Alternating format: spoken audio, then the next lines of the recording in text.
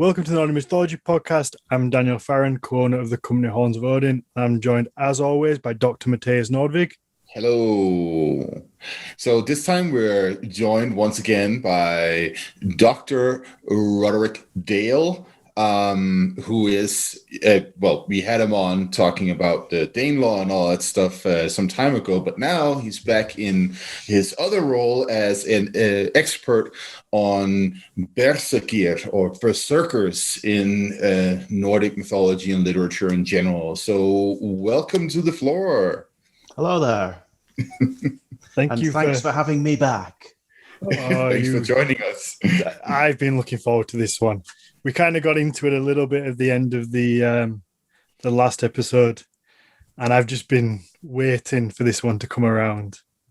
I feel like there's a lot of information to be learned for people. So you'll have a lot of questions for me then. Well, we don't really prepare much, but I'm sure I'll think of some as we go along. For anybody listening, we don't prepare anything. We kind of wing the whole episode. So it's been working so far, so why change it? Exactly. It's a good formula. Before we start, Matthias, I hate to do this, but me and a few people in Discord have been talking. And obviously you had your post about how Norse must die and how it's a bad thing. And then I was looking at my bookshelf and I came across this. Yes. So my anybody, book, Norse Mythology for Kids. For anybody listening, this is Norse Mythology for Kids by Mathias Nordvig, PhD. And he says, even at the bottom corner, he says, with Norse glossary as well. Yes. So, I mean, you got to explain it. Okay, yeah. So there's a very simple explanation for that, and that's Google. So a little background stories is like those two books that I published last year.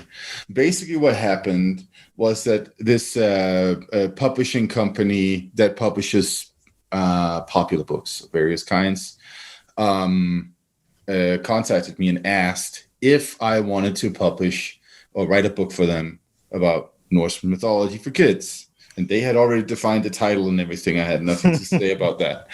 And they said, we'll give you a bag of money, but you're not going to get any royalties from it. And I figured to myself, well, fuck it, it would be fun. I'd have done the same. So I basically, I wrote that book in like 2 months, and then they published it, and it's sort of like it's out of my hands now. I have nothing to do with it except to be honest, I didn't even notice it was somebody else that pointed it out, and I was like, ooh, I bought that book especially for this, just for that moment as well. I've been sat by the door waiting for the Amazon man to bring it just so I could out you for being a fraud. I mean, no. So when it comes to so that little sticker on it or yellow patch that says with Norse glossary, that's correct, because the language that this stuff is written in is rightfully called Norse or Old Norse. This is what I've been saying all along. I'm not saying we should get rid of the term itself. What I'm saying is that we should use it correctly. So it's just the book title that's wrong. Technically, yes. All right, Rurick, what are your thoughts on this? You must have seen me rant about this in some context. Oh, I read that rant. I've got two thoughts, and they're both contradictory.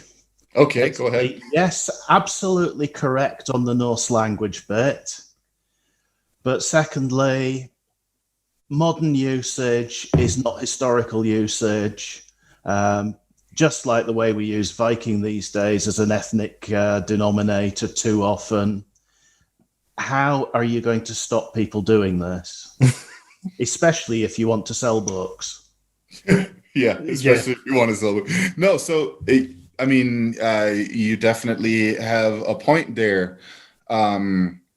but I feel like what you're actually what you're aiming at in saying this is more that, well, we're so deep into that rabbit hole right now that it's hard to turn around and come back out. Oh, there's no way. And you're probably right. It is like something as a southeastern Scandinavian Nordic person, I'm going to be flying that flag real high because I'm so sick of being associated with Norse ethnically all the time. No, I mean, I totally get your point with it, and I do agree very much, but I do wonder how you turn around in that rabbit hole, as you say. Yeah, I mean, it might be a lost cause, but I figured if nothing else, I should put it out there, then we'll see what happens. Yeah. No, I agree with you. I just thought that was funny.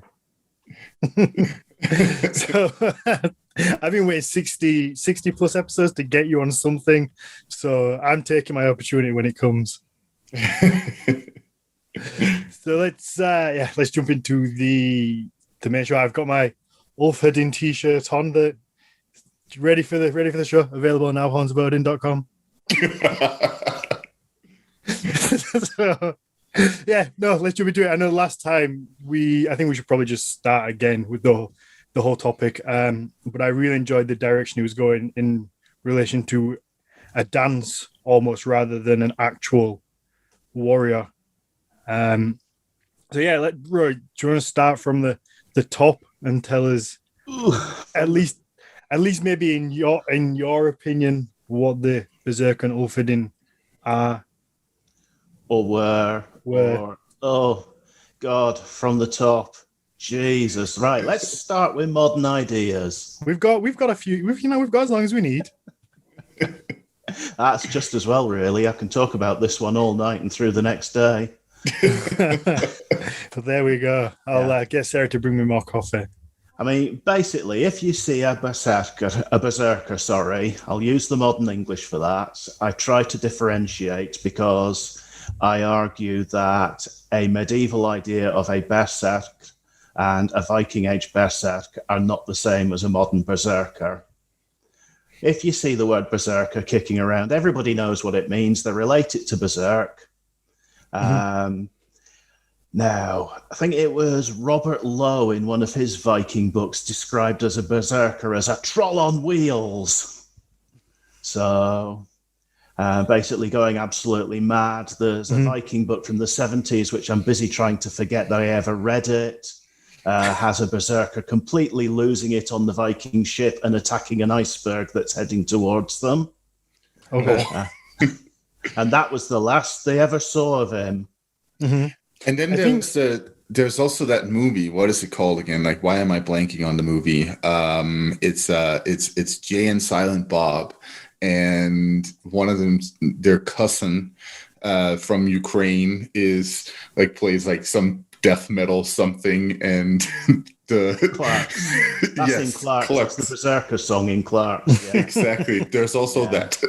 There's also that. The one that sticks out for me, I think, the one that I always see memes of, is the gentleman on the bridge at Stamford Bridge who apparently fought off the entire army. I see him sometimes referred to as a berserker. All too often, and yet it's not even from a Norse source, so you don't see the word berserker included in the description. Nope. And it's a later description of the battle at Stamford Bridge. Yeah. So, and then depending how you define a berserk, he may or may not have been one, because all too often there's a pre-Christian connection. And I would love to go into that in more depth in a little bit. But the idea that he was a berserk, if berserkir were warriors of Odin, in the army of Harald Hardrada, Haraldur Hardrauði, who was a Christian king, it kind of, the contradictions pile up. I always say that guy wasn't a berserk, and then when I actually get round to finally creating a model for the Viking Age, Actually, he might have been, but not in the way that all of you are thinking. Sounds complicated. Oh, it gets very complicated. My brain is a mess from this stuff. I'm guessing we're not going to get a definitive answer then. I will give you my definitive answer. Okay, that sounds as good as we're going to get. Yeah, based on the evidence that we have. Mm-hmm. I mean, basically, everybody thinks berserkers go berserk, gnash on their shields, they howl, they foam at the mouth, Mm-hmm. they lose it in battle. If you've ever played any war game that covers Viking armies, they will always have a berserker figure who just loses it and goes. That's the modern idea. I think that's just any kind of game that has warriors in it that maybe cross any time period. The berserker's always the one that kind of gets picked up and popped in there as like this ultimate warrior.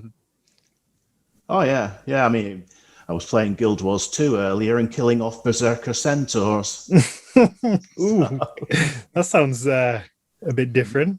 Mixing your mythologies almost. Yeah.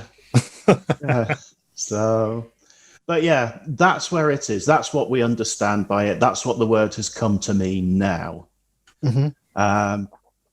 And I got interested in why we think about that because basically I'm a massive nerd who's played all these games. And when I was 14 and I was playing the Berserker character class from one of the early White Dwarf magazines in our D&D campaign, you know, I was like, yeah, it's all raw and all the rest of it.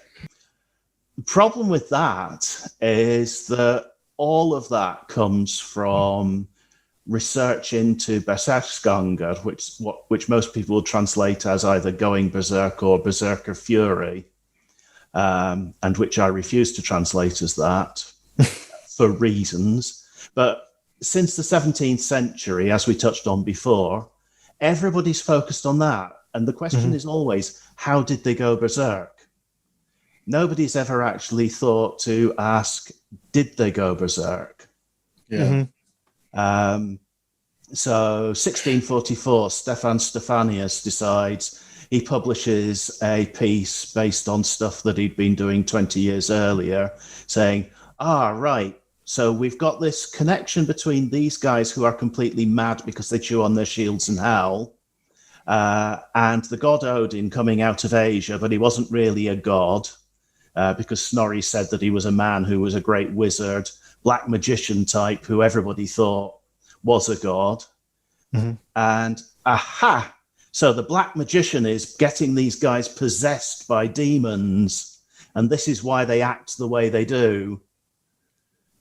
So that's really where it starts in the 17th century, and it all starts with nation building up concepts of who are we in Scandinavia, who are we in Denmark, Norway, Iceland, Sweden, and people looking to the past and going, this is our national literature. We don't care that it was written in Iceland.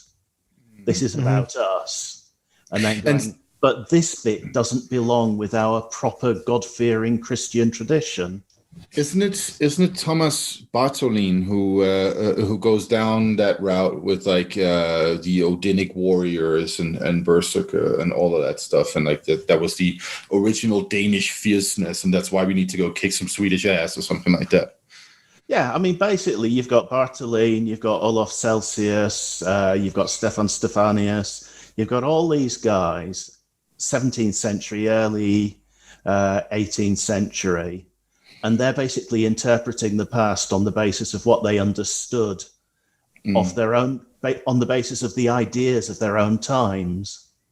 So they interpreted what was going on within a Christian framework, and they applied the same solutions to Berserker as they did to pretty much any other ecstatic phenomenon that they encountered. And it's only with the advent of the Age of Reason that people step away from the religion and start looking for other solutions. So with that, you've got, there's a Norwegian priest, Hans Jakob Villa, who was obviously very Uptat. What's the English word for it? Preoccupied. Preoccupied, thank you. Yeah. I'm working in 2 languages here, and it's not working. I know how it goes. Don't worry.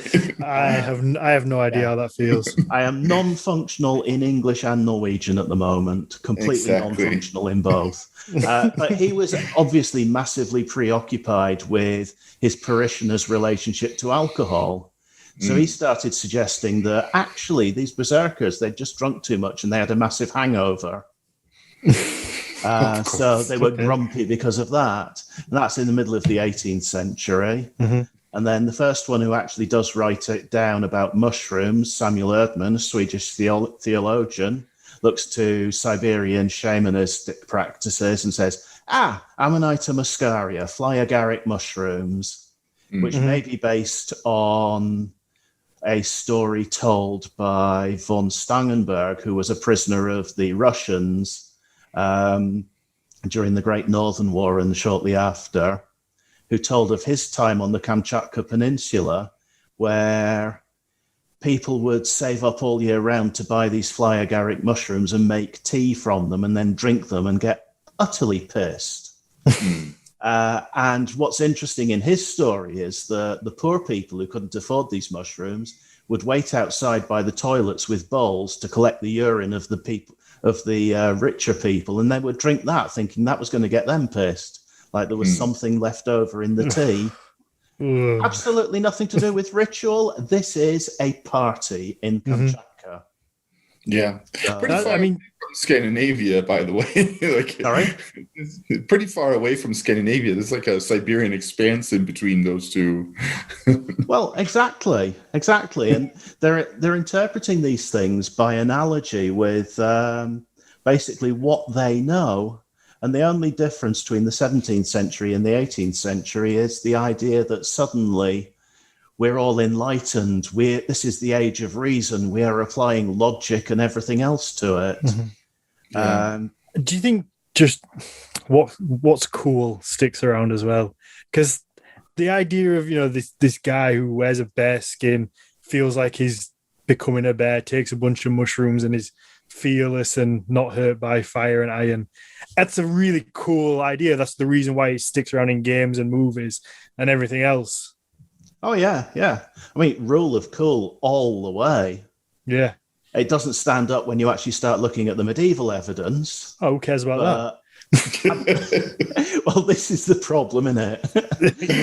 Absolutely. Exactly. Rule of cool all the way through. Everybody who has looked at this stuff has looked at it within the framework of their time. So you've got Hans Jakob Wille in the mid-18th century. You've got Fay suggesting epilepsy in the late 19th century. Basically, you start looking to medical solutions. You've got Frederick Grun. That feels like an odd one. And then shell shock after the First World War. You've got psychological solutions when Jung and Freud are doing all their stuff in Vienna. Then you get to looking at the Vietnam War, and there's Jonathan Shea saying, hey, these guys in Vietnam, they went berserk. They threw their armor off and charged at the enemy, heedless of all danger and everything. And there's some seriously disturbing stuff in his book, In Achilles in Vietnam, about what these guys did. And they absolutely went berserk, but that doesn't make them berserker. No. But he's interpreting it that way. Then Howard Fabing, late 50s, 1956. Now, what were people obsessed with during that period? Suddenly we get the magic mushroom theory cropping up again. Okay. So, of course. And then Jenny Wade suggests the warrior shamans of Odin in 2016. You've got military historians suggesting it's a PTSD reaction. You've got the suggestion that there's a genetic anomaly in the Scandinavian population in this period, and that's what caused it. And then I feel like PTSD. I feel like PTSD is the most could be something to it, or not. I know you pulled that face then, but I think we spoke about it before. That surely people would still have suffered from that in some way. back then. Maybe not in terms of Berserker, but surely, you know, at the end of the day, I don't think we're made for war in the way that, especially not in the brutal way it used to be with swords and axes and very close and personal. And I don't think the movies ever do justice for what it would really have been like to see somebody hacked to pieces in front of you. So I imagine PTSD will definitely have been a real thing. I'm sure it was, but I'm also going to argue that doesn't necessarily make somebody a berserk. There are episodes in the sagas where, for example, Thorolfur Skotlegrimsson, Egil's brother, he throws his shield behind him and he charges into the fray. And the word that's used to describe him is Other, which is basically mad. It's where you get the name Odin from. And he charges into the fray and he strikes out on the left and on the right. And it's a bit of a trope in the sagas, but he does that. And that sounds like a description of somebody losing it in a desperate situation and going berserk. And you get the same in Harald's saga, where Harald Hardrada at Stamford Bridge does exactly the same thing, actually almost word for word for that matter, in the actual text. So I'm absolutely sure that there were people who had massive psychological problems after fighting battles, and that they will have had some kind of PTSD, and they will have had the kind of negative reactions that Jonathan Shea records, where 40% of the veterans that he tended as a psychologist who had gone berserk in battle would respond massively, excessively aggressively to any kind of setback or confrontation, way beyond what you would expect of a normal human being under normal circumstances. So there is absolutely every reason why. I mean, that's the reason why somebody like Frederick the Great wanted all the farm lads on who were used to slaughtering their own animals, because they were used to wading in blood and guts. Yeah, I think it's fair to say that even just mental health in general, I don't know, Mathias, whether you know of anything in the sagas or anything like that that point out to somebody being sort of quote unquote mentally ill, but I'm sure it will have existed. It's not something that's just maybe it's getting worse in modern times due to the way we live and being less sort of communal, but surely it will have existed to a degree in that time. Oh yeah, there are definitely references to things that can be identified as mental health issues in different ways in the saga literature. Again, Egil's saga is a great example with the famous case of Kveldulfur, his grandfather, who gets mad and weird in the evening, and of course, it has it has a literary function in the story. Is part of explaining why Skallagrimsson himself is a bit of a psycho, but I mean, it's the type of phenomenon that you could easily associate with, some bipolar disorder or other such ideas or illnesses. There's a guy I think it's in Mexico City actually, who's been researching madness in the saga literature. Okay. I'm blanking on his name. Emmanuel, I think. Anyway, yeah. So there are some people who are working on it out there, and maybe Ruraigh, you remember who they are? No, I don't remember who that is particularly. And I will actually suggest a caveat with the saga literature. It doesn't provide enough information to tell us what's going on to do any kind of retrospective diagnosis. Yeah. We can know that there is something going on, but we don't have enough information to be able to say this is this disease or this is that. And the only times that we can be sure that there's some kind of diagnosis is where, for example, you find reference to Brotfall in the text, which is an epileptic fit. and it's defined as that in the Norse laws. So beyond that, I'm very wary of any kind of retro DX for that kind of thing.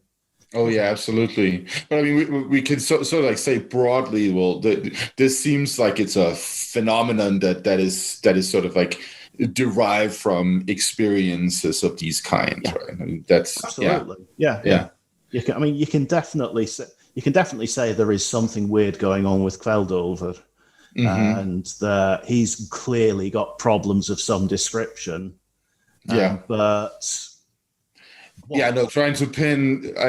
Was it Jesse Bayek who claimed at one point that Aid Skallagrimsson himself had like Paget's disease or something like that? Yeah, that was Jesse Bayek.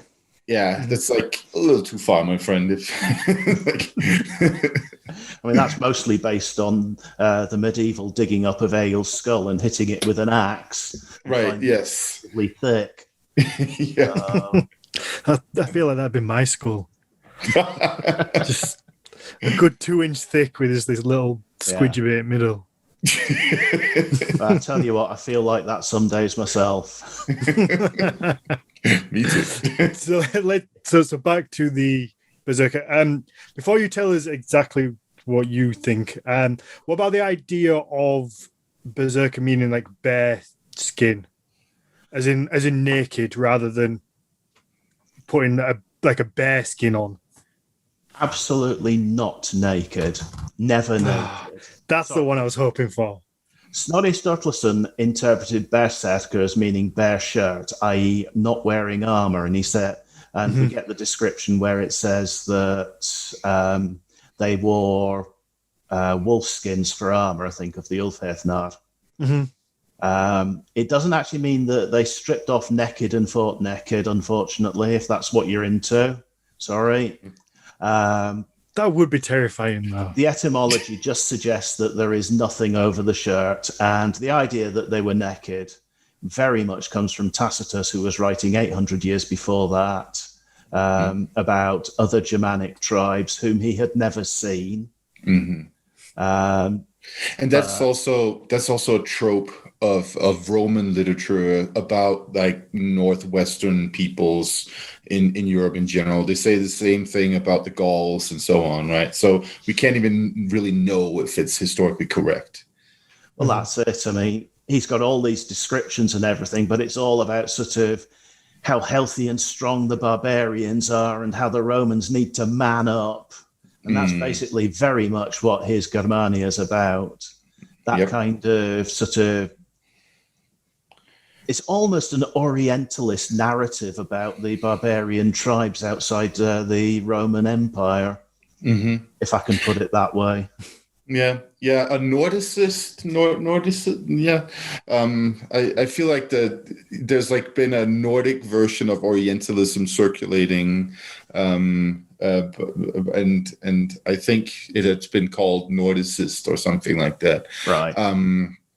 I mean, we see this, and this also makes a lot of sense in the type of literature that he's writing and what he's talking about and his whole situation, right? Because, there's nothing more heroic than killing off a bunch of like very strong and fierce barbarian warriors from the other side of the Rhineland, right? Especially if you multiply the number of them that you killed by 100 in the text, yeah. Exactly. I mean, you would though, wouldn't you? Hey, it's propaganda. Yeah, exactly. You always print the legend. Exactly, for sure. So not naked. Okay, not naked, sorry. So that one's out. Possibly wearing an animal skin over their shirt or not wearing armor. Okay. The idea that the bear actually comes from a reconstructed word for a bear, so thus wearing a bear skin. That arose around 1864. Could be right. There is a word for a female bear, beara. So there could be an earlier word that's lost, berry or bear, and that was in use before there was breaking of vowels and things, so that beran became björn. So that could have happened. That would make that, for that to happen, berserkers would have to have been a thing in Scandinavia before the Viking Age, quite early, which I'm all over. I love that idea. Okay. I also think that both meanings could actually be true at the same time if by bear you mean not wearing armor, so not wearing a coat of mail. So they could have been wearing that. Don't we also get that idea reinforced by this curious story about Ragnar Lothbrok doing his little thing? Ragnar Shitty Pants. Yes. As the recent theory about where he got his nickname from. Of course. Go on. Sorry. I just have to bring that one up. Yeah, no. I'd forgotten about that one. Yeah. What's the recent theory? Let's break some hearts whilst we're here. Ragnar Lothbrok was meant to have worn hairy trousers covered in tar. It has been suggested that actually it wasn't tar, and that it was a direct result of him catching dysentery at the Siege of Paris. Okay. For fuck's sake. By a serious scholar, I will add. I mean, is that just the case of somebody just wanting to come up with something new? Or is there any way that could be real? I don't know. I don't care, to be honest. I love that the theory is out there. Rule of cool. I just want to say let's make that one stick.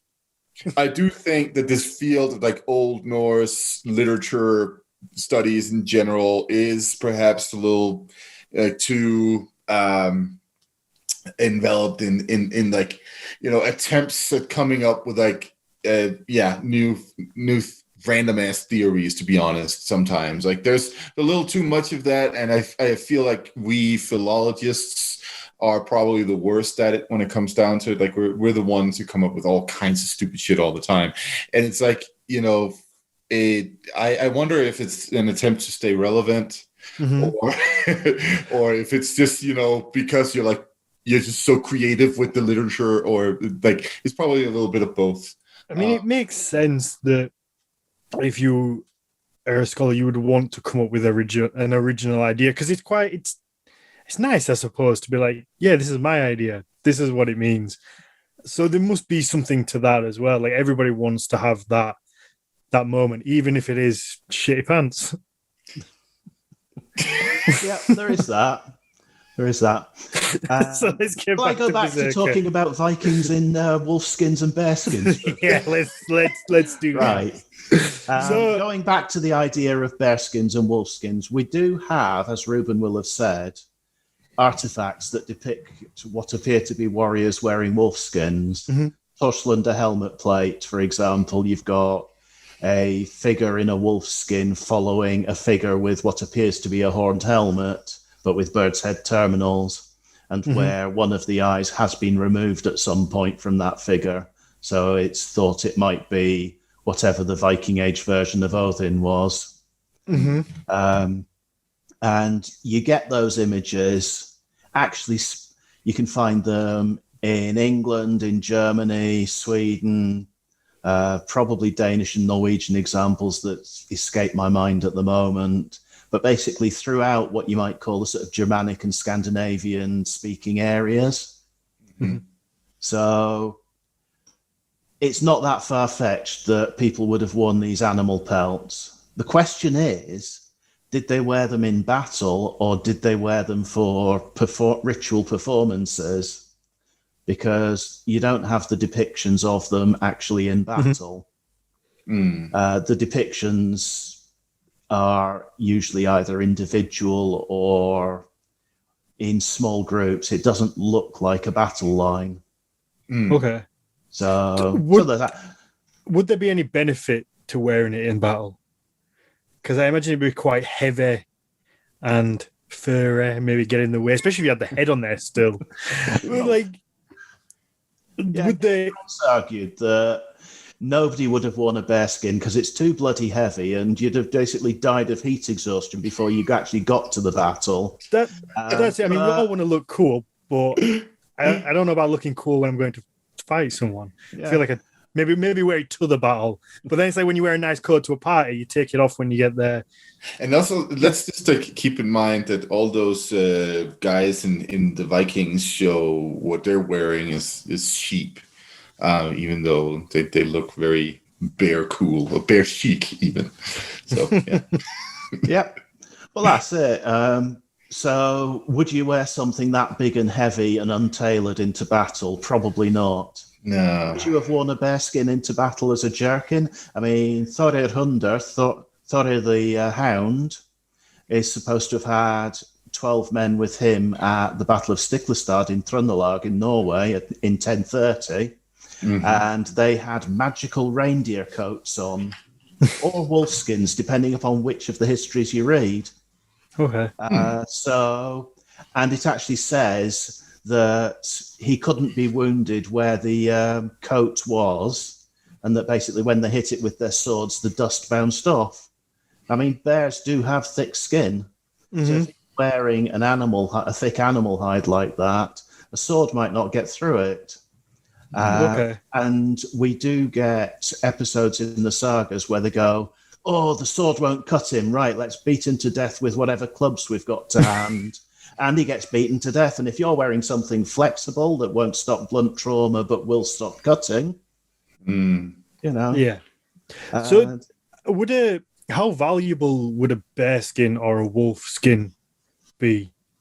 Is it something that if you obtain it either by killing the bear or buying it, would you risk ruining it by taking it to battle? Or is it something that you would keep for special occasions? I think that depends who you are. But given that status and performance was important in this period, you would wear your best gear. Mm-hmm. You would want to look good because if you're coming home on your shield, you want people to go, yeah, that guy, he rocked that look. Mm-hmm. Instead of he shit his pants. Yeah, exactly. So I think that people, a lot of people almost certainly would not have wanted to preserve their best possessions. I mean, when you read about gift giving things away, it's the relationships that you're building by the gift. The gift itself is actually not as important. Mm-hmm. By the same token, if you're wearing your good stuff because you want to impress people, you've got to dress for the role that you're meant to be performing. And if you're meant to be a top warrior, then you've got to look the part. And if that means like an armful of gold arm rings, if that's what you've managed to get hold of, and wearing a bear skin, then that's going to be your look.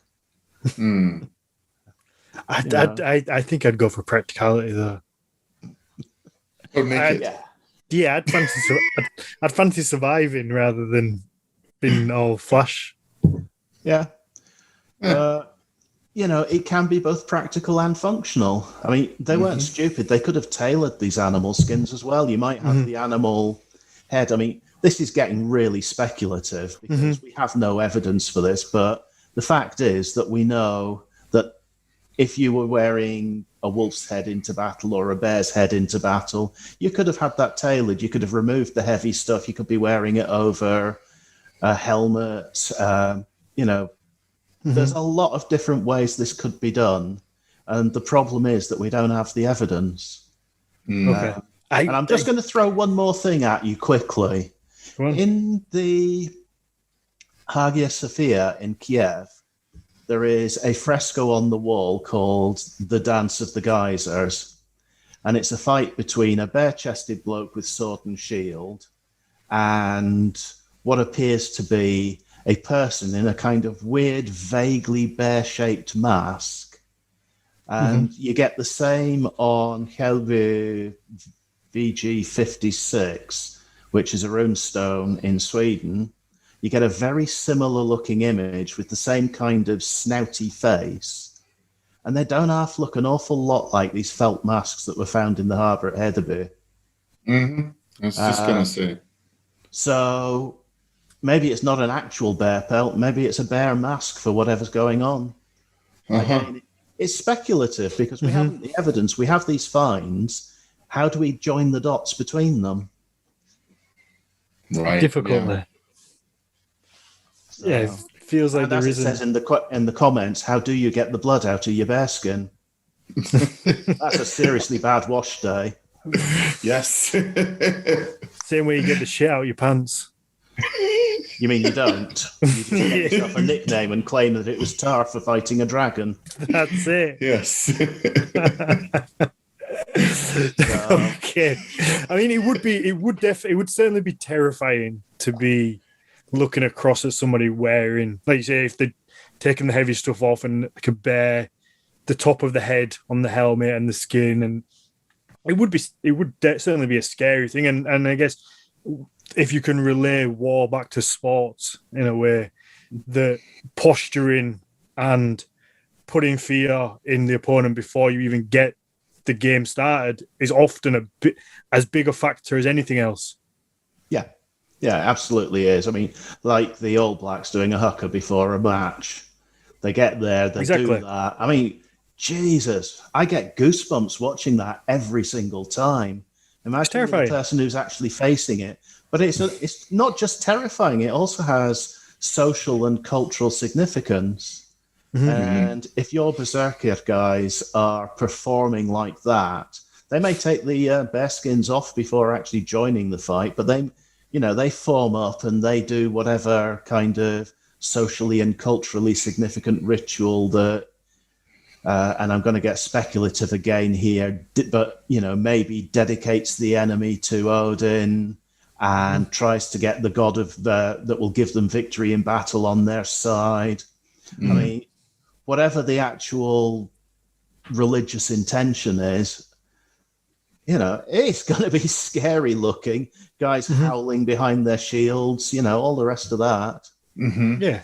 So let's, if we just get a little more speculative. So we know from the Thule, these lists, right, of Haiti in particular, that Thor is also called both Atli and Björn. I mean, as a particular sort of like warrior associated god, at least in if nothing else, demeanor that we're seeing in the literature, that could then be something to it that a figure like Thor as a warrior god in those particular contexts would have a function there. Or what are your speculations on that? I don't think there's anything in Old Norse literature that would actually connect them to Thor, which is our problem. Mm-hmm. The connection is drawn by Snorri to Odin, and it kind of feels right in many ways because Thor feels more god of the common man, protecting humanity from the evil forces. Odin is more god of the social elite. And I have argued repeatedly that Berserker were part of the social elite. So that's who they might be. But the question then is, I mean, Snorri's Odin is absolutely not the Odin of the Viking Age. Yeah. Mm-hmm. So, how did that god present themselves? How many different regional variations do we get? Because what we have is a homogenized narrative from which we've built up what we know. Mm-hmm. But the tradition in Sweden might have been different from the tradition in Norway, for example. And you could wind up with a bunch of different traditions that are being amalgamated together, thus confusing the heck out of me and everybody else. Right. Yeah.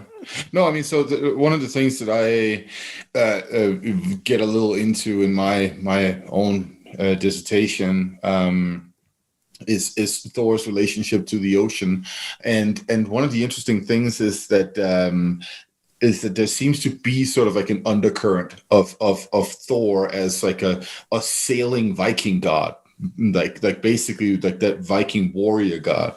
So that's why I was asking about it.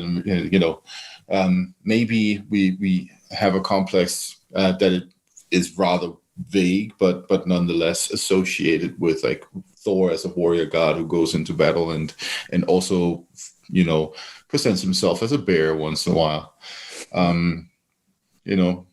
It's a possibility. Yeah. It absolutely could be.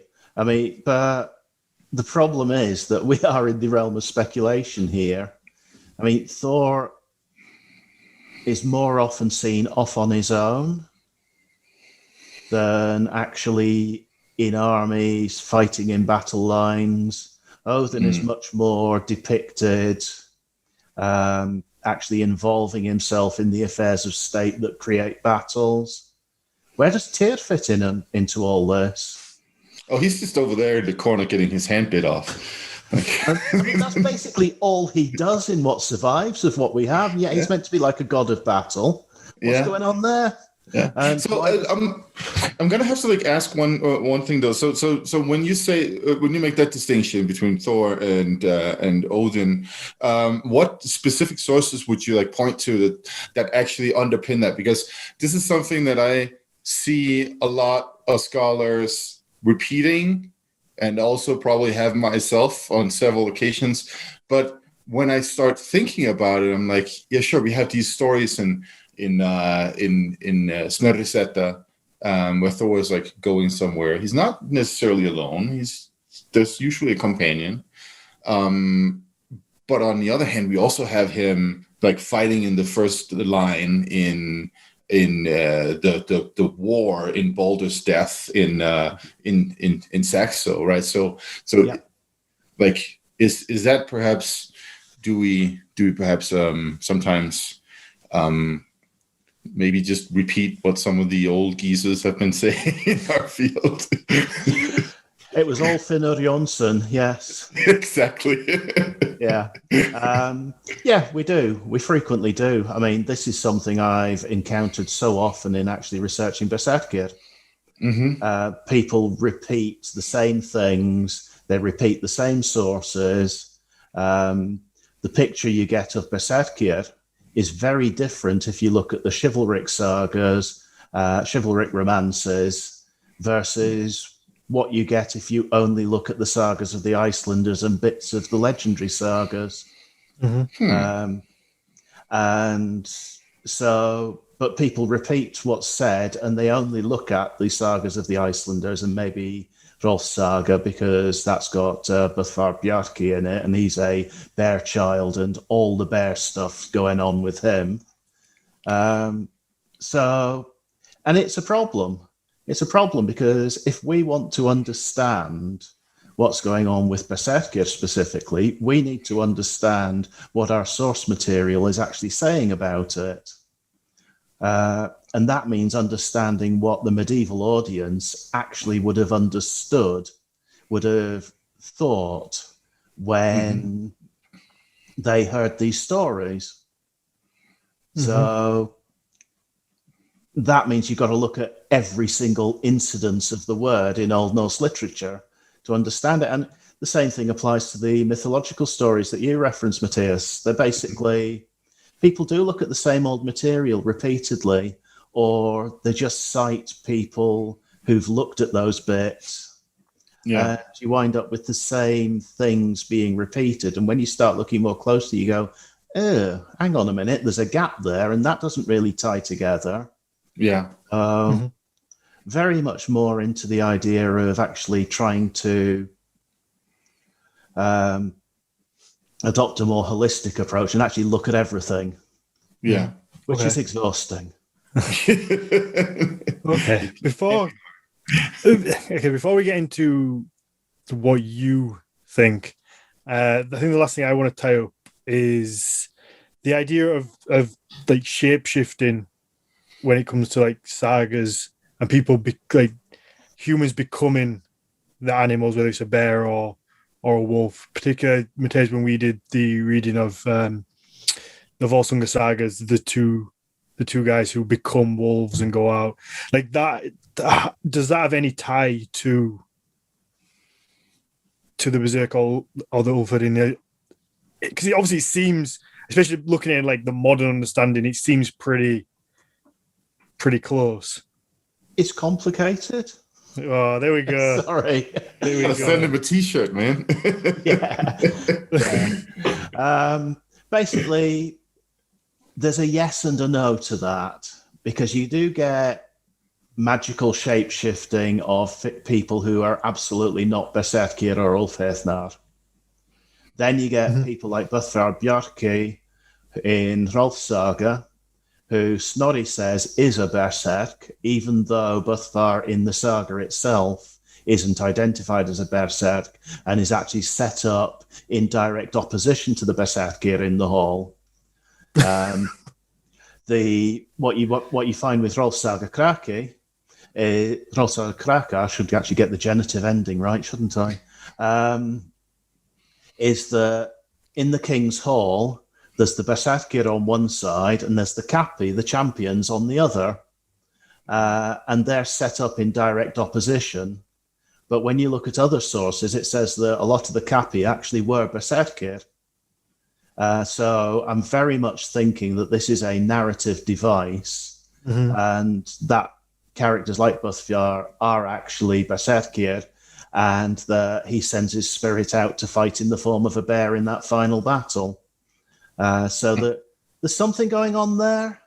And then there are characters who are Berserkir who are identified as, I think the best English way to describe it is shape-shifty. They're not really quite of one shape. Before you pop to that, how much could it just be like good storytelling and the way that we have similes, metaphors, whichever one it is, where like it's just he went and he fought like a bear, because it's you're telling a story around the fire and you just saying his spirit came out and he was fighting like a bear. That's how good he was, and you're just emphasizing this end battle has been something amazing. Whereas really it was just a man fighting, but with you're looking back on it after and making a nice story from it, then it's like, his spirit came out and it was amazing and he fought like a bear. It was unbelievable. Well, yeah, I mean, he was well-armed, so why not describe him that way? Exactly. Never let a little lie stand in the way of a good story. That's what I always say. I mean, this is the thing with Old Norse literature, is that we have to remember that it is literature as well, and that too many people have taken too much too literally when actually reading it.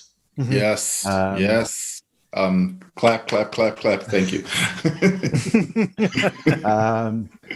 My job here is done. I've made Mathias clap. Excellent. Yes. That's the first time in 60-odd episodes he's clapped. But yeah, it is. I mean, a lot of the stuff around Berserker is almost certainly good storytelling. The sagas are, I always think of them as historical fiction. I think that's kind of the best way to think about them, even though historical fiction wasn't actually a thing back in the medieval period when they were written down, because it focuses on the fact that they are literary as well. There is, for example, in Gretti's saga, Jarl Eirikr is supposed to have outlawed Holmgang in 1015-ish in Norway, which led to the Berserkir, Ogmund the Evil and Thorir Ponch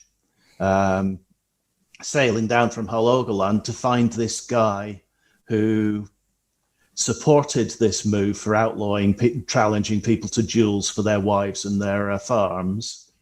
And this leads to a whole narrative arc, which ends with Grettir killing the Berserker after a comedy episode at the farm where he appears to be on their side and feeding them beer and giving them a good bath and everything.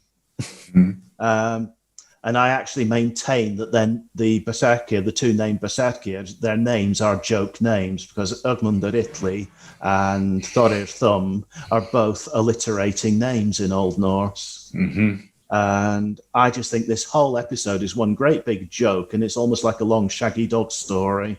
Yep. I mean, I think that's a really good point. Like to make this happens ever so often in the literature, and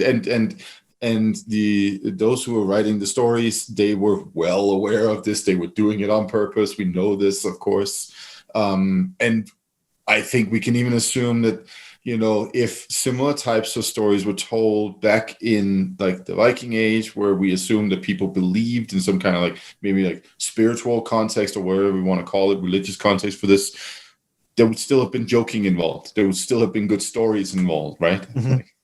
Oh yeah, people joke about everything. This might sound super stupid, but I'm sure it's not going to be the dumbest thing I've ever said on the podcast. So here we go. I mean, what are the chances that maybe just a story survives or something's found and it's just like the Harry Potter of the Viking Age, but it's looked back on now as we're kind of like, oh yeah, that's how things were, kind of in the way that if it's a little bit harder now because we live in a time where everything's recorded, but let's say everything was wiped out apart from Harry Potter books, and then in 100 years people found it like, fuck me, these people are all wizards. Like, but surely, is it possible that could happen with some of these stories? Is like we look at it and go, yeah, maybe that's real, when it's complete fabrication. It's just a good story and that's it. Yeah, it wasn't that dumb. No, it wasn't that dumb. It absolutely was not. There we go. Yeah. I mean, basically, a lot of the things that go on in these stories are things that they are Harry Potter-esque. Mm-hmm. Is it Itluga's Saga Gríðarfóstri, which has the giant women with clothes that hang down their front but leave their arses open. And the sort of I've not seen that in Harry Potter. Well, no, but I mean, their sense of humor and their idea of what would be Harry Potterish was different as well. All I can think now is that we should burn all the books just to troll future generations that we were wizards. I think it would be worth it. All except for Mathias's Norse mythology for kids. Oh yeah, leave that one. Just so one Norse word stays out there. Just one copy of it. Yeah. But yeah, there are things in these sagas which we can almost certainly say they did not actually believe, but it was a good story and that's what they wanted. Mm-hmm. People living inside mountains and these giant women who the guy's basically forced to have sex with, and even though they're utterly disgusting because their clothes are all wrong and they drip snot out their noses and everything. Mm-hmm. I mean, yeah. Yeah, and this, I think this is such a good point, because it's like, even when we look at, or especially when we look at like the core texts on the mythology, right? Like stuff that when we as scholars work with it, we assume that this forms some kind of basis for religious beliefs, right? I mean, it's so ridiculous sometimes, and there are very obvious jokes in there as well. And like Snorri Sturluson, when he's like writing his stuff, he's making fun of these gods that he's talking about too. So yeah, no, this is that was actually a very, very good question, Daniel. Yeah, I've always imagined Snorri as the ever so overly serious documenter of other people's jokes without actually getting the jokes, but So actually, in his defense, I'm pretty sure that his story about Thor fighting Geirröður has something to do with the ancestor of one of his neighbors. But that's just my own little funky theory. There's something going on there. It's quite possible, but yeah. I mean, essentially, getting back to the topic, there is metaphor, there are similes, there are proverbs in these sagas. There is assumed knowledge that we do not have. We do not have the cultural context for a lot of it. So when we're looking at Berserker, I mean, all you see is the episode where the guy turns up and gets killed. Yeah. What's going on outside that? You know, it's very rare that we actually get further information.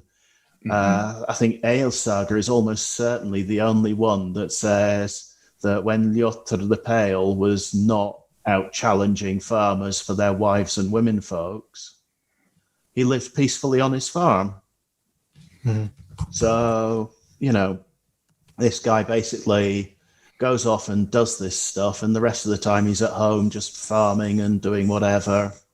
And then, of course, he meets his end when he fights Egil Skallagrimsson. But that's because he didn't realize he wasn't the hero of the narrative.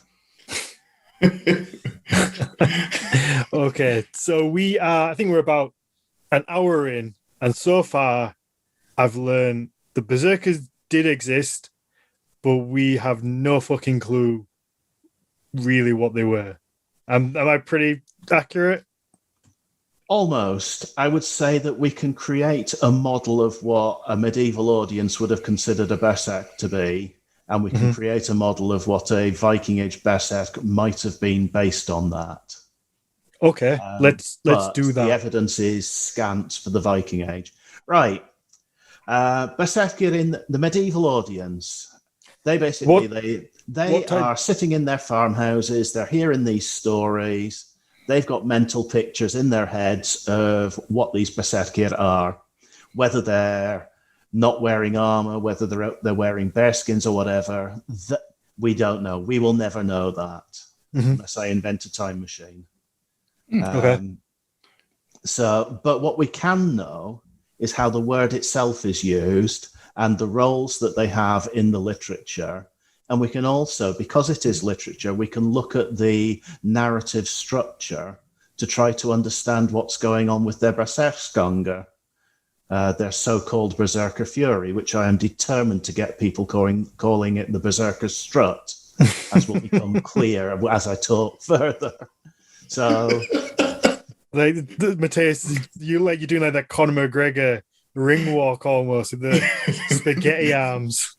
Oh no, I was actually getting more close to like 1970s pimp, but that's where my mind went originally, was that kind of 70s strut with a little bit of the Bee Gees playing in the background, right? And flares. Might not be that far from the truth, really. I mean, you look at the reconstructions of clothing of the time. You know, in the Viking Age. All we need is the plateau shoes. Maybe it wasn't quite as beige, but you know. But yeah. I mean, if you want to know what the Berserker is, you've got to start with the literature, because that's where the word comes from. That is the only place we find the word. Okay. And that means, so when we look at that, I mean, we know they fought Holmgang. We know they fought duels. For me, what's Holmgang? I've heard it, and I'm sure it's been said before, but it's an island death match. Island death match. Okay. Holm is island, Gang is just go, but basically it's a ritual duel fought in a delineated area that you might think of as like a boxing ring, with rules around how you're supposed to do it according to the sagas. Such as you get 3 shields and you've got to take it in turns striking blows, and you're allowed to have a shield bearer. And then there's various other bits. It's presented as something that had ritual significance. It wasn't just 2 guys squaring up after the pub to have a fight in the street. So that's what the Holmgang is. And there is a whole thread running through the sagas of the Icelanders that has Berserkir challenging poor farmers to duels. And the usual formula in the saga is it will say something like, it was the law then that you could challenge somebody to a duel, and if you won, you got their farm and their wife and their daughter. Okay. And which is kind of where the Grettis Saga episode comes in, where these Holmgangs are outlawed in Norway.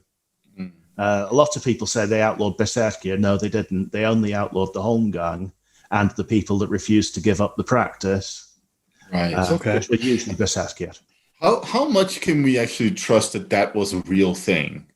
Well, I think it wasn't. I think it was a narrative thing. Yeah. But it's creating an idea of who and what Berserker were. Yeah. They are intimately involved with Holmgang. And then when you look at the legendary sagas, they're frequently king's bodyguards. They're the leading warriors in the armies. So that's another role that they have. And then you get Viking Berserker, who basically are out for their summer hauls, collecting some souvenirs and rescuing books from burning monasteries and that kind of thing. And I mean, these are the kinds of key roles that they've got, but they're also not mutually exclusive. So in Rolf's Saga Kraka, which I keep coming back to because it's just so chock full of Berserker goodness, his Berserker are actually away plundering and pillaging. And the problems only happen when they come back at Christmas and they do their thing of going around the hall saying, "Oi, you, do you think you're as good as me?" And everybody's supposed to say no. But of course, Buthar says, "Well, I don't know who you think you are, but I'm better than you are." And breaks the guy's back. There you go. So it feels like this might be a weird analogy, but they're almost like stormtroopers in the sense that it seems like you just get different ones with that do different things. Like you get some with like the black helmets that fly not the X-Fighters, the other one, and then the white ones and the green ones and the red ones, and they all have their own little role to do. They do in the narratives. It's entirely possible that a Berserk could have actually fulfilled all of those roles simultaneously, but at different times. So it's not like one type for each. But let's just roll with it for a second, because of course that makes Odin Darth Vader. I mean, come on, it's awesome. Yeah. So that makes him That's what I was going for. Who is possessing the the Berserker troopers. Yeah, I'm happy with that. Sorry, I'm rewriting my book now. Go for it. This was recorded on Star Wars Day as well, if anybody wants to know why the Star Wars references keep coming up.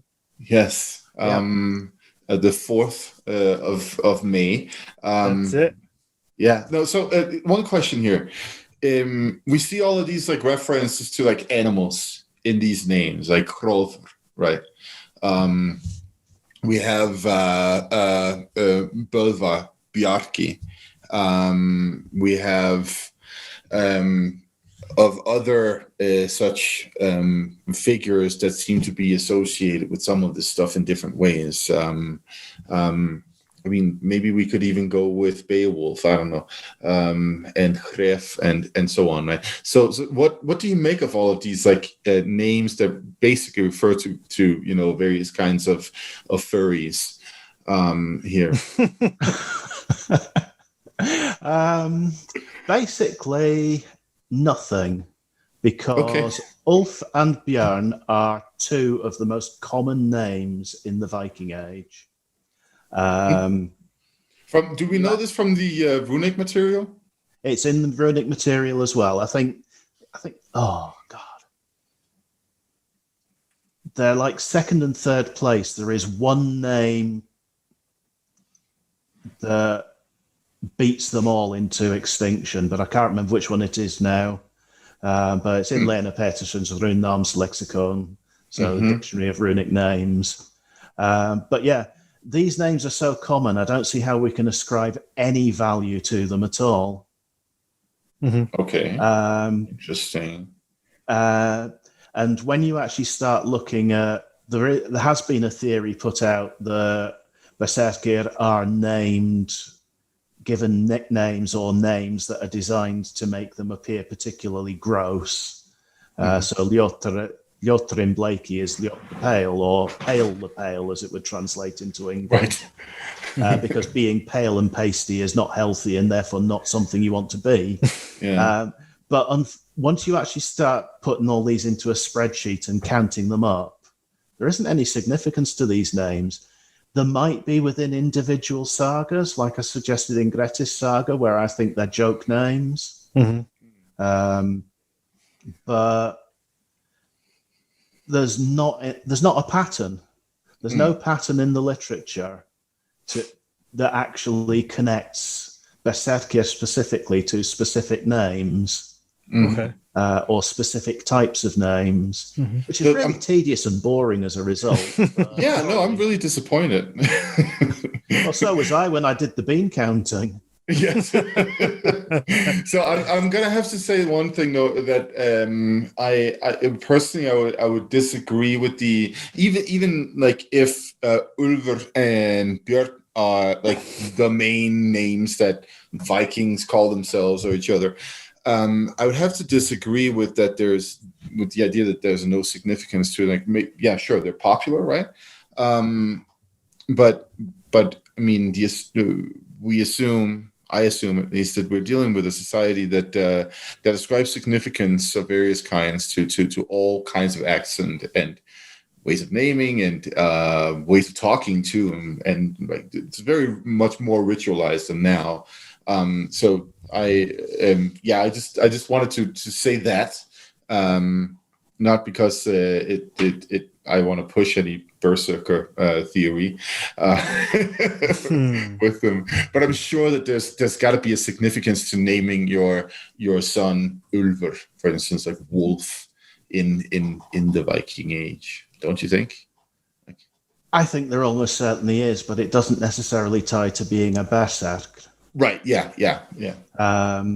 Which is really what I'm talking about. I mean, you get naming patterns where if the father's still alive, the kid gets the grandparent's name, and that rolls through several generations. You see it in Egil's saga with Egil and Thorolfr being repeating names in the same family. Yeah. So you get names that are important for families. I would be willing to bet that you get names where somebody's turned around and said, I want my son to be as strong as Thor and a bear, and suddenly they're Thorbjorn. Right. So absolutely do think that. I do wonder sometimes to what extent people would actually have recognized that these names had that value because they were used so much. You think about modern naming patterns and the types of names people have. This was where my argument was sort of like going along the line of like maybe we can't use modern naming patterns as sort of like a model for understanding that, because we the way that we see the world as human beings today is presumably it's so very different from how they saw it. It will be. I'm just but I still do wonder if a name is, like the name Geir, spear. How many people actually think spear when they hear that name, when they're talking to their mate Geir these days? Because the name is so common, so familiar, that you don't necessarily think about what it means. That won't stop people in the Viking Age also picking names specifically because they have meaning. How are we going to identify this pattern? Yeah, no, that there's also something to be said for the fact that, people were named Pot and other such random things. Sure.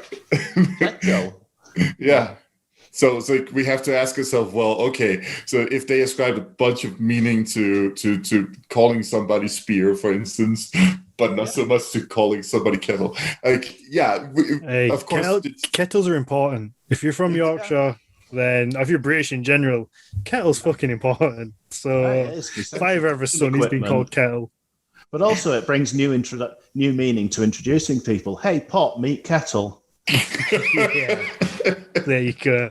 I don't think within the Berserker area, I don't think that we can actually spot any particular patterns. Within individual sagas, I think we can see that the author is getting at something.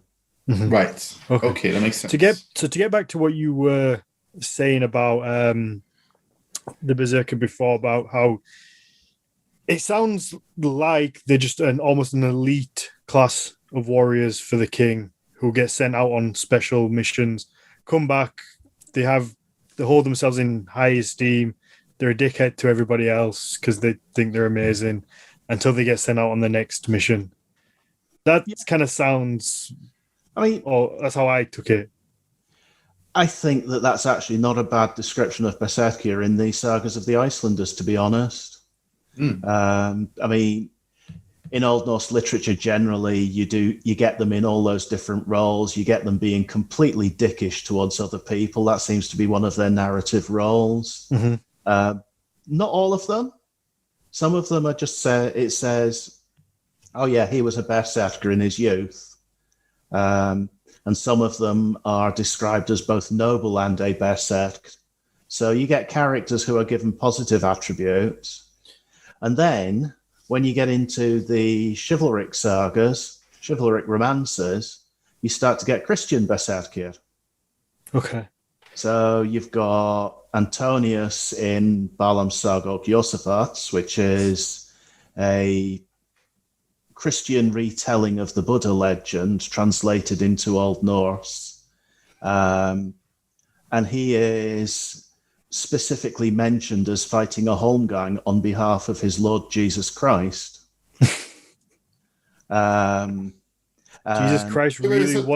Jesus really wanted his wife and kids. So let's just recap this for our audience here. Is it Buddha who is a berserker? No, it's the hero Antonius. Oh, it's Antonius. Okay, yes, yeah, but it's the legend of Buddha. It's the legend of Buddha told with a Christian slant. So it's Christianized for the Western audience. Nice.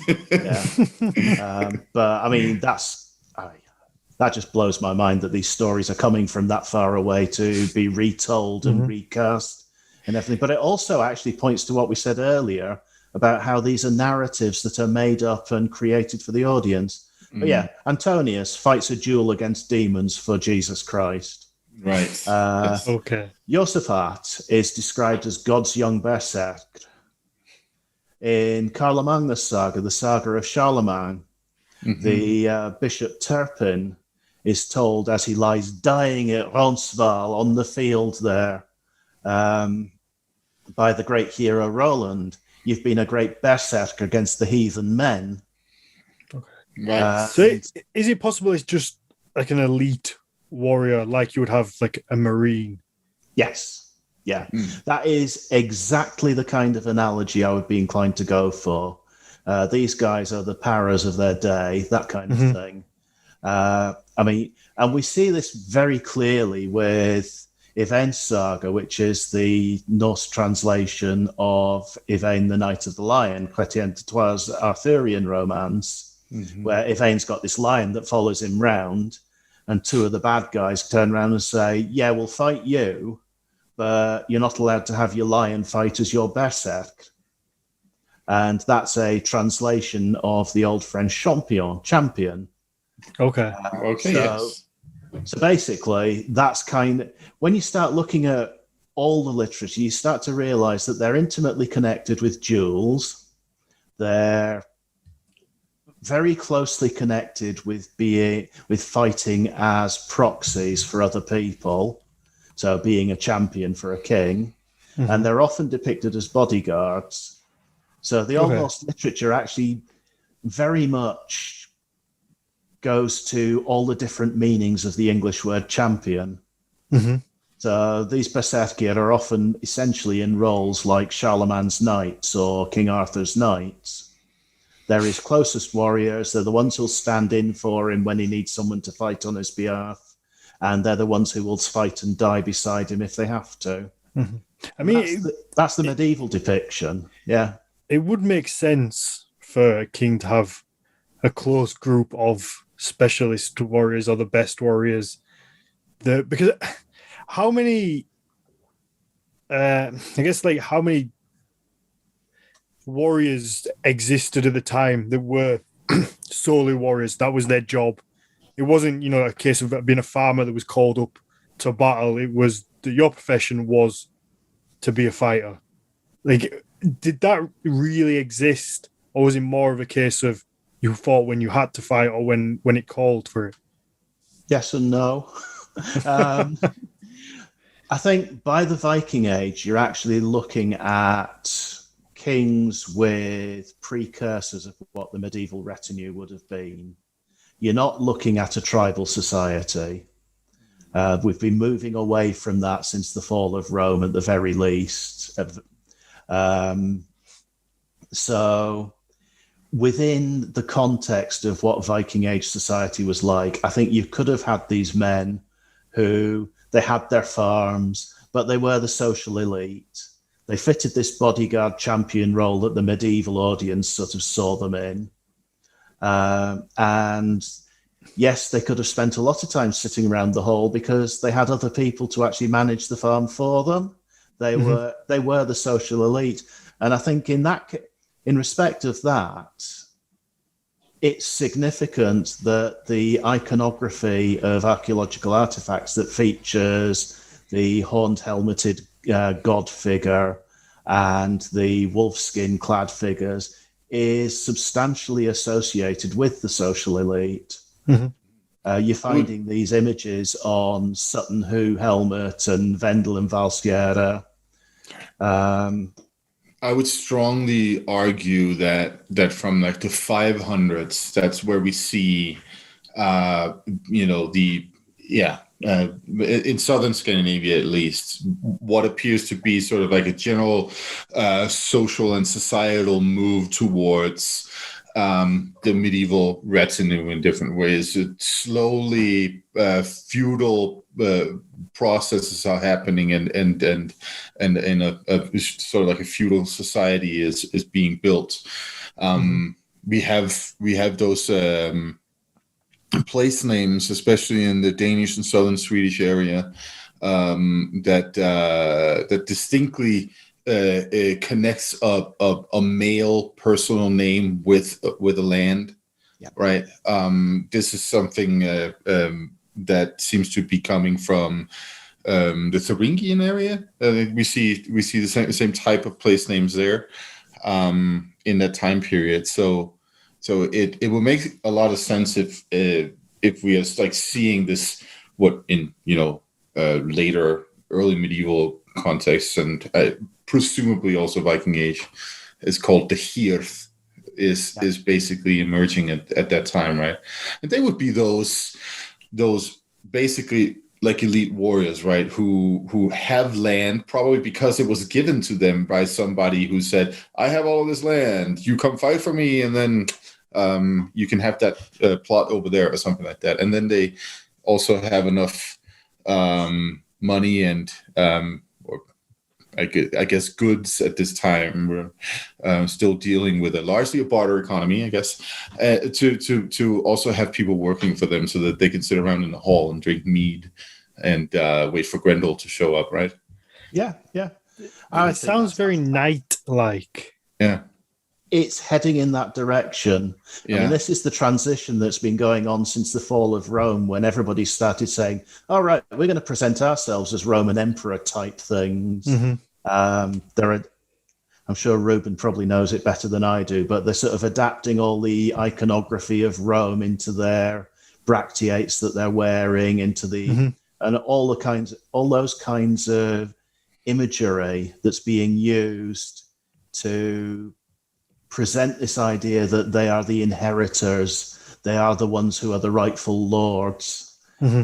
So you are going to want to keep these people around you if they're your best warriors and if they're your champions.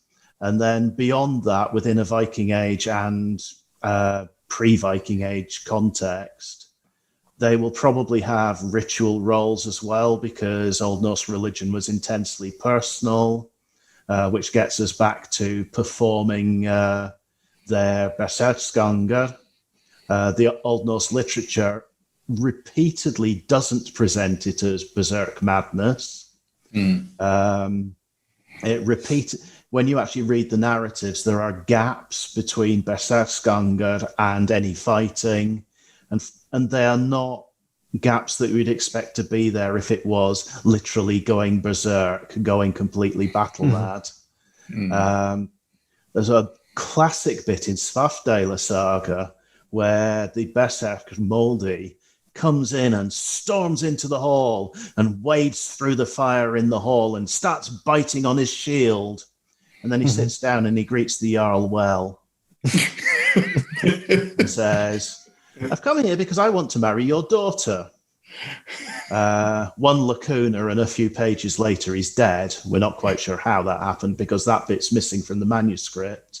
But, you know. For being such a dick. Someone came into my hall and walked through the fire and beat his shield. Be like, who's this guy? He's doing all the whole sort of immune to fire and iron stuff and the howling and the shield biting. Yeah. But he sits down and he just greets the Jarl. Yeah, okay. And he's welcomed in the hall, and it's like, right, I've done my entrance. You didn't have a doorbell, so I'm going to have to do this instead.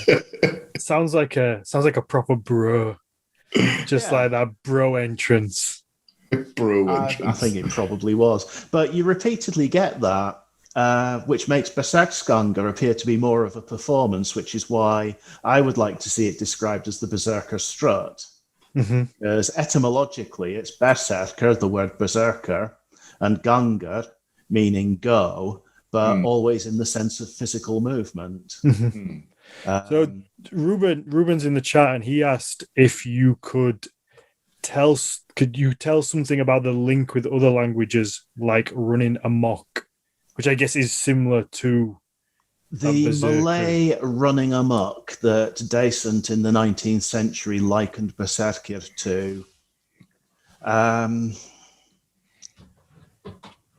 It's basically Decent who translated Burnt Njál's saga, looking at what's going on with the Berserk and going, oh, this sounds a bit like these Malays who ran amok. There isn't really a connection except by analogy with what Decent understood was going on in the text. And we get this repeatedly. We also get it with the Celtic battle rage, which is pronounced something like Riestrath. If there's anybody Irish listening, I apologise for my pronunciation. But that's basically Cuchulain's warp spasm. But even that, as a berserk fit, is being contested by people like Ralph O'Connor now. So the same debate that I've tried to push about Berserkskanger is being also debated in Old Irish literature. People are saying, does this word actually mean what we've always translated it as? Interesting. Yeah. So let's get to what because I think we're almost at an hour and a half. What you think the Berserker were definitively, in your opinion? Right. Berserk, I think, is definitively champion within a specific context. In medieval literature, in the sagas, it is it's a person who is bodyguard, duelist, general badass, and associated with Berserkskanger, which in the narratives does not come across as meaning actually going berserk, even though that's how it's always translated. I do actually have a theory about what's going on with all these Holmgangs and Berserkskanger as well, but I can come back to that if you want. But in the Viking Age, I think we just have to extend that back because the berserk meaning comes out of 17th century and later interpretations. But in the Viking Age, you're again looking at lords' bodyguards, your king's bodyguards, who were their champions. It may be that the kings and the lords themselves were also berserker. They may have been seen in that that light too. I think they were thought to have a special connection with the god of the social elite, who might be Woden or Odin or something analogous. And that therefore, because of the nature of pre-Christian religion, they would have performed the rituals because they're the ones who have got the closer connection. Mm-hmm. It's kind of like, okay, right, you guys over there, you're the ones who actually talk to Odin regularly or whatever it happens to be. You're the ones who lead this ritual. You will perform it for us. And Berserkskanger is that ritual. I do wonder, if you read Halvermal 156, it talks about Odin knowing the spell to take people safe into battle and bring them safely home again. And it says chanting under the shield, which makes me wonder if the biting the shield is actually this chanting. Okay. It's the shield either in front of the mouth, so it's metaphorical biting, or as happens in some of the one of the old Irish laws I was told about, it could be you plant your teeth in the top of the shield, which if you filed them nicely would be a great way of showing them off. Mm-hmm. And then you the howling is the chanting behind it. I mean, Galdr, sort of spell casting, is always described as a really horrible noise in Old Norse literature. Mm-hmm. So how much could that be linked to something like, I guess, like the Haka? There's like a pre-battle war cry almost, and something that was done before going into fight, because it does kind of pump you up. There's a reason, when I played Ruby, there's a reason why everyone like slaps each other on the chest or shout, especially like before a game in the changing rooms. It's very hyped, it's very loud, and there's a reason for that, because it does pick the atmosphere up, it gets you ready.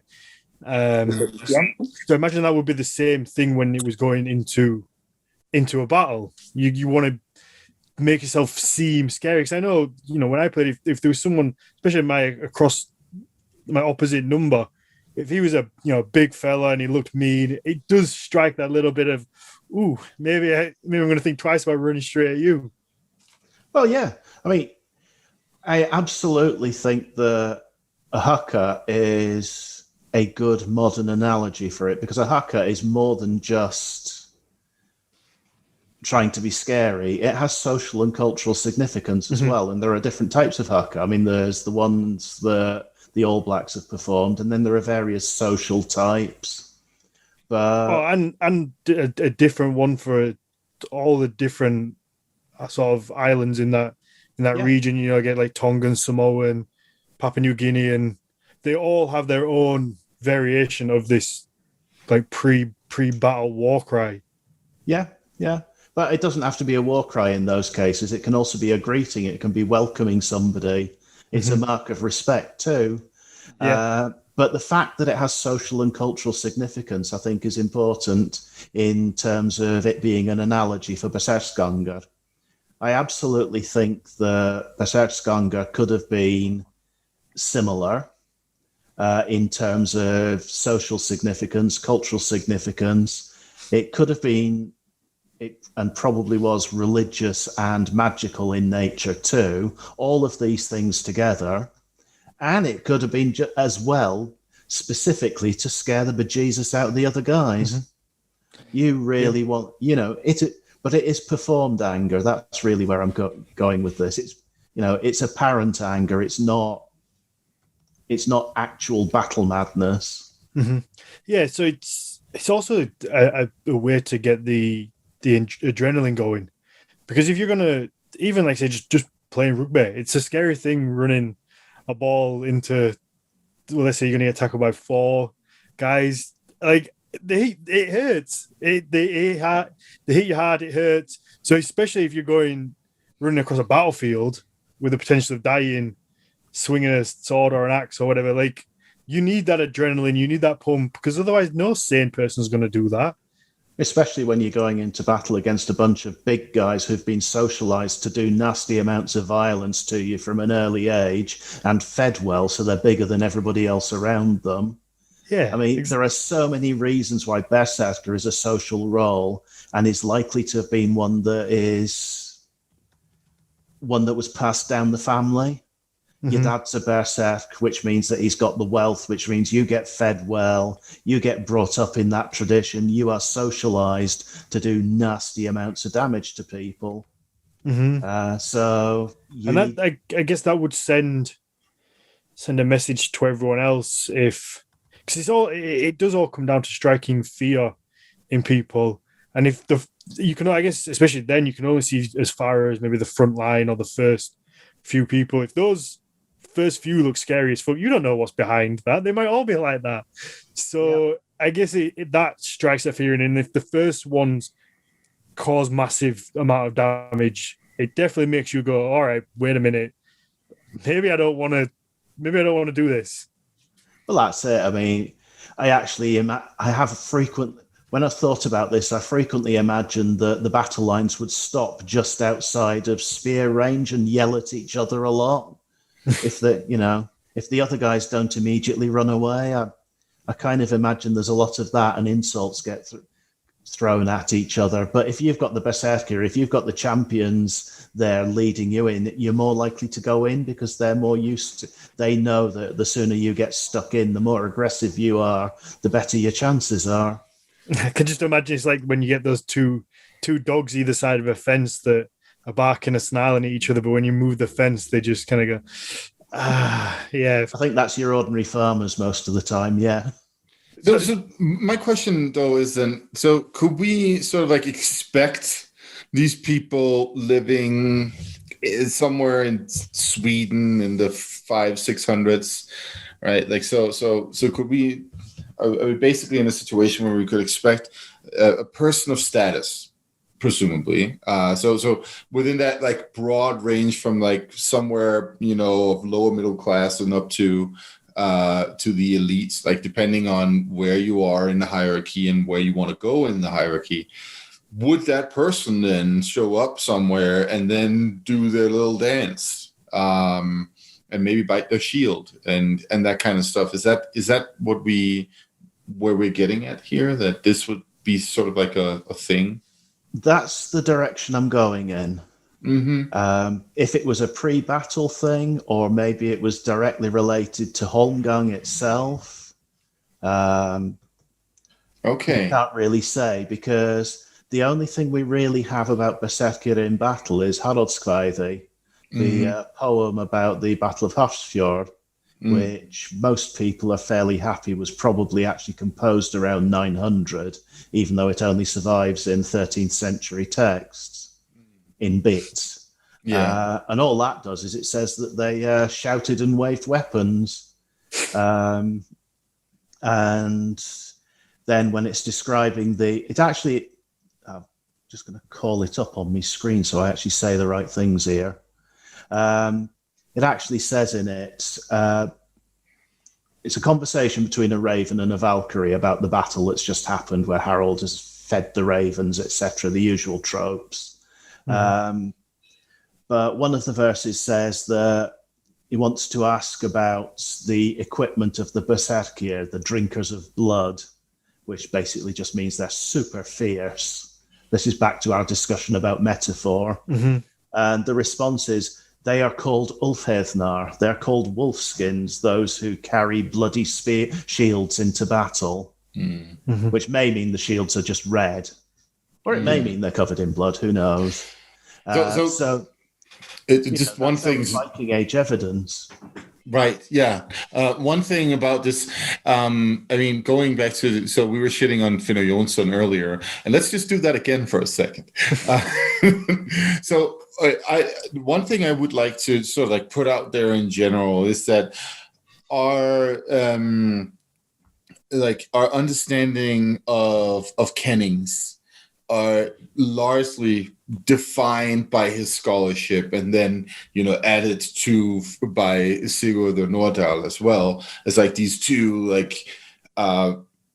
scholars who have really like done their thing to sort of like put their mark on understanding that literature, right? And one of the things that I want to just put out there in that context is that they have probably had the most boring and sort of rationalistic interpretations, right, of the Kenningar.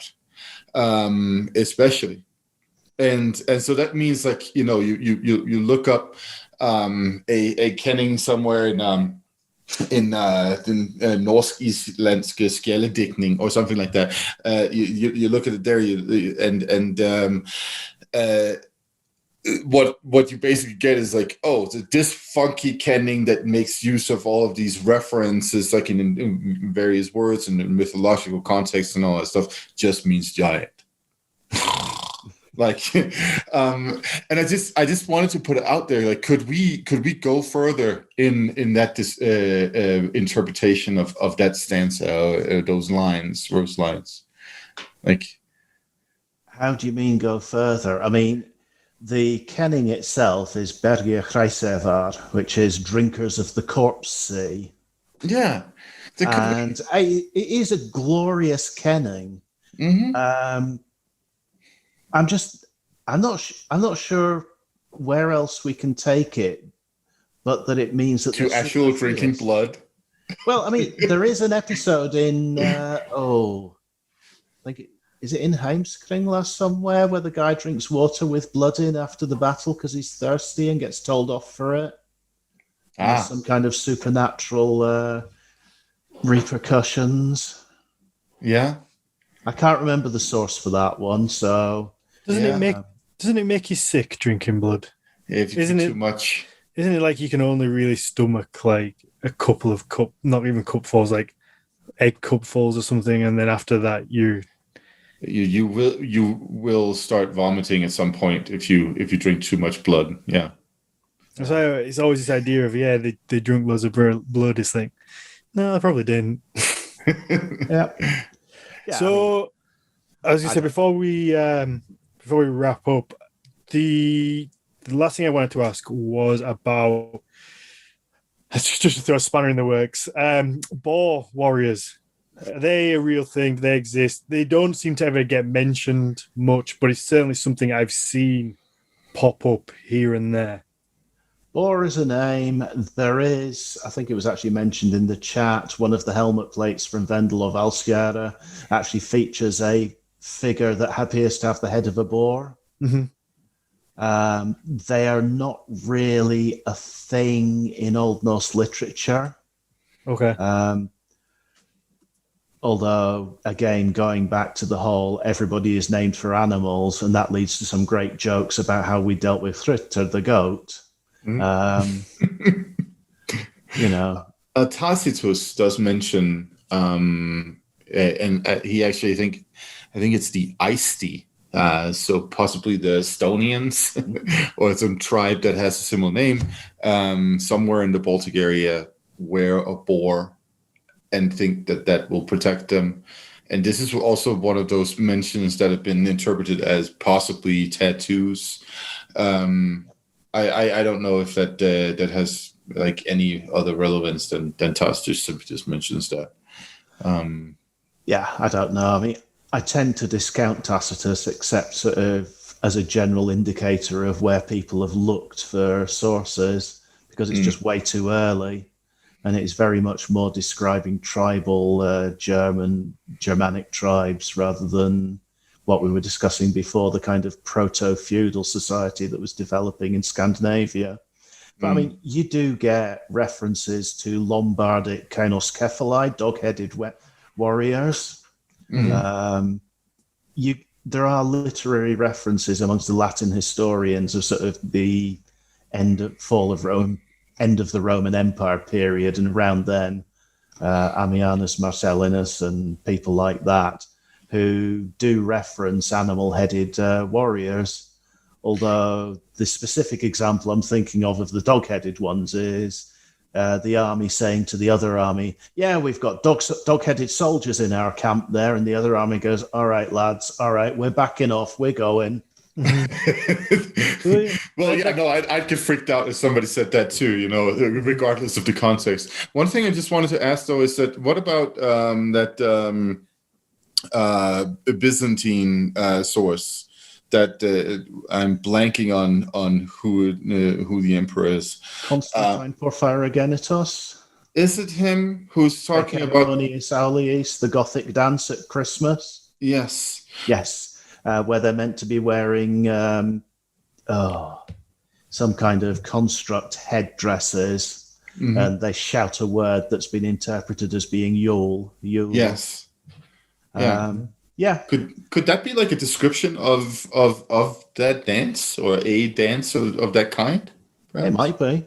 It might well be. I mean, this is the difficulty we have, is that it's a Byzantine source, and that's an awfully long way from Scandinavia. And even when we read about the Rus and how fierce they were, to what extent were the Rus actually Slavic? Into, what parts of their culture were Slavic versus what parts came from Scandinavia? It's a problem. It's a problem actually sort of picking these things apart. Well, another thing is also that I guess the split between like Slavic and Germanic is also rather artificial in many ways. Well, I mean, that's the problem. It's sort of, we're looking at things from a long way away and they all look awfully homogenized because all we're seeing is like, far away. Yeah. Everything looks the same. Yeah. And if we were up close, there would be so many differences between different areas that would be more immediately recognizable. I mean, Fredrik Svanberg's done some sterling work on looking at burial practices in southern Sweden with that, and basically identifying local subcultures. Oh, nice. I mean, so yeah. Where do we go from there? No, but that's also the thing, right? Like we're literally trying to map like several hundreds of years, if not a full millennium, and like over such a vast geographical area with so many different, presumably so many different ethnicities involved too, or local identities, if nothing else, right? So no, that's a really good point. Yeah. I mean, it's the time period. I mean, even if we only look at the Viking Age, was a berserker in 800 the same as a berserker in 900 as one in 1,000? I mean, things changed, and you see it with the adoption of the berserker epithet for Christian berserker in the chivalric sagas. You see it in the fact that in the 14th century, there are two men from the Oslo area with the byname Berserk, and one of them is buried in St. Olvard's Cathedral. All right, there you go. And they're recorded in the charters. So what were these guys like? Were they champions, or were these ironic nicknames because they were so meek and mild? Maybe, yeah. Okay, so is there anything else we need to know before we wrap this up that stands out? I'm going to throw one last speculative thing at you. The idea that the Holmgang episodes are possibly rites of passage for young men who are about to become adults. Okay. Because they're often, you get a kind of, I hesitate to say initiation ritual kind of narrative going on, because I don't think they were initiation rituals, because the Männerbund is just too Nazi and all the rest. And I think secret societies like that are too tribal for this type of society that we're looking at. But the Holmgang episodes frequently start with a young man, Egil, Gisli, Grettir, going somewhere and being treated poorly by everybody who's there. And then the Berserker comes along at Christmas time, because it's always at Christmas time, at Yule time, and he fights the duel with them. And he will frequently get given a sword. In some cases, he gets given a wife, gets to marry the daughter of the farm. And everybody treats him well after that. Is the berserker in these cases his uncle or somebody else wearing a mask and being scary? And is this just a test to say, right, you're a man now, lad, because you've done your fight? Much like... That's the most Yorkshire thing I've heard on here. that right there just brought me right back. But you get something similar in Throlf's saga, where Hutter is taken outside and has to fight this constructed beast of some description by Buthvar and then drink its blood. Oh, that's going back to the blood drinkers, actually. Exactly, right? Yeah. Good point, Matthias. Good point. Thank you. But yeah, I mean, it has led me to wonder if there is a berserker identity that is basically a member of the family who tests a young man to see if he's actually fit to inherit. And there is a law of Magnus the Lawmender from the 13th century that says that if you are not fit to, fight a duel and something else, ride a horse, I think is one of the options. There's a couple of different texts. Then you're not legally allowed to inherit. Okay. There you go. There you go. Just throw that one out there just to muddy the waters further. Well, why not? Why I mean, look, this almost gets us very close to Santa, too. I mean, I'm just saying that. Like, it's the berserker Santa. Yep. I'm bringing your manhood in me sack, lad. Yeah. You need to be careful with that one. Right, let's wrap this one up. Roderick, thank you very much. You clearly know your stuff when it comes to this topic. Thank you. Yeah, thank you so much. I imagine this has kept you up at night many a night. For too many years, to be honest, yeah. And the worst of it is I thought I knew what I was doing when I got in to actually start the PhD on the topic. At the end, I'd completely changed my mind, having looked at the evidence. Well, I feel like that's a good result, though. That means you've found some good evidence. Yeah. I think Perfect. so. That's usually how it goes, I feel like. I mean, when I started my research, I was like, oh, I'm just going to tell people that there weren't 9 worlds. That was really my initial thesis, and then like volcanoes after that. It got all weird. So it kind of blew up then. It really did, didn't it? So, Roderick, have you got anything you want to plug or shout out? You're working on a book, aren't you, at the minute? I'm desperately trying to finish what I've tentatively called the Big Book of Berserkers, but which will be published under a slightly more boring name. So at some point, probably early next year, that should be published. Perfect. Nice. We'll make sure we have you back on when that's ready to come out. Yeah, I might have changed my mind again by then. Yeah, well, we'll look forward to listening to it. I'm looking forward to it. Excellent, thank you. Absolutely. Matthias, what about you? You can always find me on Instagram. There we go. Okay. If you want me to plug more things, you're going to have to tell me to. Like, No, it's all right. I've got a little list here now. It's easy for me to do. So you can follow me on Instagram. It's Daniel_Farrand1. Follow the podcast at Nordic Mythology Podcast on Instagram and Facebook.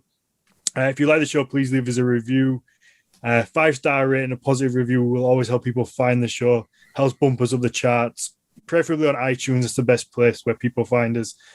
If you want to follow us a little bit further, support the show. Patron's always brilliant. We have different tiers, 5, 10, 20 pounds. You get different things at each tier. Every tier gets access to the Vikings Watch Along show that we record directly after the main show every week. So if you're a patron, you get access to watch the show live, but you also get to join us laughing at Vikings after. And just it's a little bit more lighthearted. It's a fun show. And then obviously you get our website, nordicmythologypodcast.com, where you can pick up a t-shirt. I think that's it. Yeah. Roderick, thank you very much once again. It was fun. I was as much fun as I hoped it would be. Thank you. And I think people in the chat already said there will be a part 3, and I have no doubt when the book comes out there will definitely be a part 3 to this. Oh, I hope that I'll better come up with something new then, definitely. Already looking forward to it. Absolutely. Thank you very much, Roderick. Take care.